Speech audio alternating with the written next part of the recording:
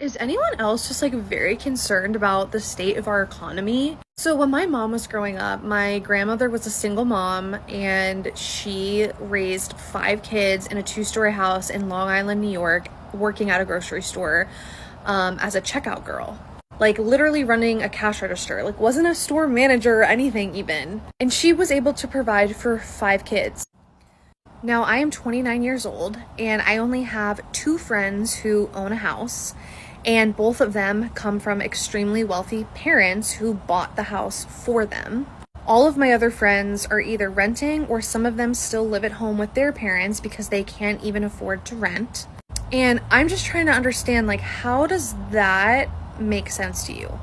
Rent is so crazy expensive that my husband and I literally sold one car to save money. So now we literally have one car and we don't have kids. It's just the two of us and we can barely like make ends meet. And my husband is in finance. He has a really, really, really good, amazing job who like makes like 6 figures a year, and we are still struggling and we cannot afford to buy a house and we don't have kids. Like if we had kids, I genuinely cannot even imagine how we would afford it. And truly, like, that is with having corporate job.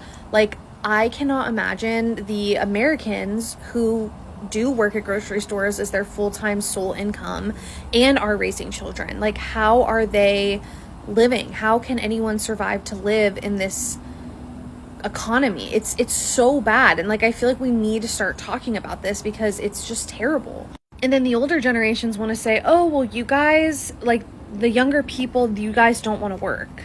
No, I don't believe that. I think that we're very hardworking, but I also think that what is the incentive? Because genuinely, what is the incentive anymore? I feel like the American dream does not exist. I feel like the American dream does not exist. I feel like the American dream does not exist.